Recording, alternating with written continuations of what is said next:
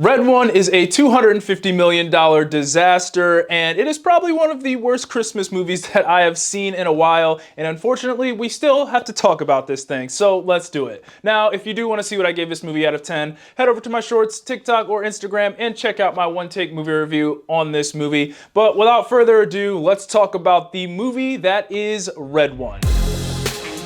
So this movie follows the kidnapping of Santa Claus, who is played by J.K. Simmons, and once he is kidnapped, it is now up to his head of security, who is played by The Rock, and a master hacker, who is played by Chris Evans, to team up and find where Santa is in order to save Christmas. Jumping right into the good, and in my opinion, there just really wasn't that much good in this movie, but if I had to pick something, I would definitely say the prosthetics and practical effects that they had on some of the magical creatures in this movie was actually really good. You really saw this with Krampus, who looked awesome in this, and he was easily one of the best parts of this movie. And it was one of those things that I really didn't notice at first, but once I was able to see the details of his face, I was like, oh, those are prosthetics. This movie did have lots of average to below average CGI, but when it came to some of the magical creatures that they used prosthetics for, and it was mostly the ones that were in Krampus's castle, I guess that was, they looked really good. Moving on to the so-so, and the first thing I have here is The Rock and Chris Evans. Now, overall, I thought they did fine. I don't have any problems with their performances. I think they did the best with what they had,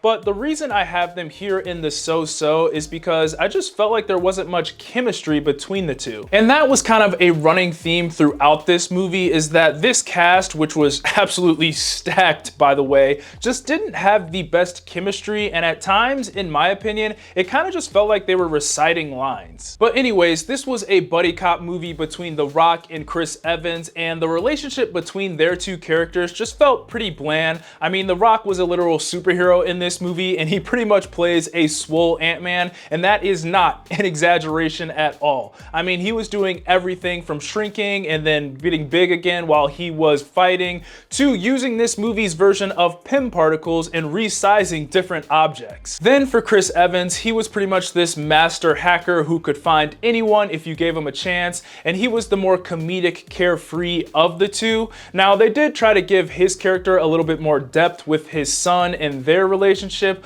but it just didn't really work all that well because this movie was so goofy. But I will give Chris Evans credit, because when those emotional moments came in this movie, he tried his best to get them to land. But again, I thought everyone did fine in their roles, and I wasn't expecting this movie to have super deep, fleshed out characters, because it's just not that type of movie at the end of the day. It was really more the chemistry and the blandness of these characters that just didn't sit right with me. Next, for the so-so, on top of the bland characters and lack of chemistry, I have that the humor was just not all that humorous in this thing. There was one genuinely funny part in this movie, in my opinion, and that was when they were at Krampus's castle playing slap boxing. That was hands down the best part of the movie, and I actually laughed out loud at one particular part in that whole sequence, but other than that, I just didn't laugh all that much. I thought the humor would be this movie's saving grace, but again, it was just painfully bland, and I feel like I'm using that word a lot to describe this movie. It was pretty much The Rock and Chris Evans saying one-liners that this movie hoped may get you to laugh, and it may have gotten some kids to laugh, but then again, I don't think this movie was necessarily targeted towards kids. I mean, it was rated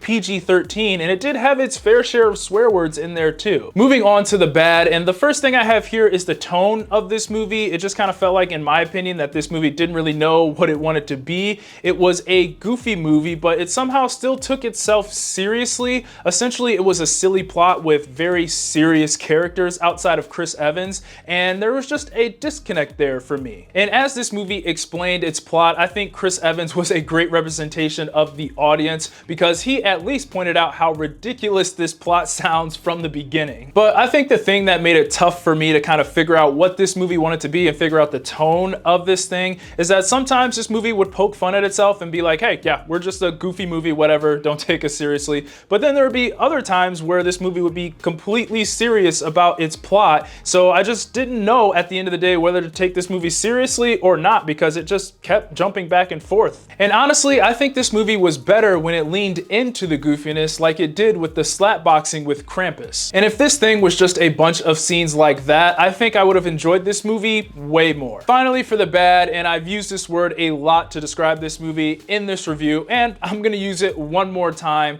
but this movie just didn't have that Christmas charm or magic attached to it. It was just, well, bland. This was a generic spy action movie disguised as a Christmas movie, but it also didn't do a great job at feeling like a Christmas movie. It kind of felt like this movie used the excitement and the popularity of Christmas in order to sell tickets. When I watch a Christmas movie, I want to feel something. I want to feel the joy, I want to feel that charm, I want to feel the wholesomeness that Christmas brings. But when I was watching this movie, I just felt nothing. I may even say that I felt bland. So overall, Red One is not great. It's a movie that has no chemistry between its characters and just falls flat in just about everything else for me. So this is a movie that you can definitely skip. Those are my thoughts on Red One. Be sure to let me know what you thought of the movie down in the comments. And as always, be sure to like, subscribe, comment, get your Eazy Apparel at shopeasyapparel.com. God bless, and I'll see you guys later. Peace.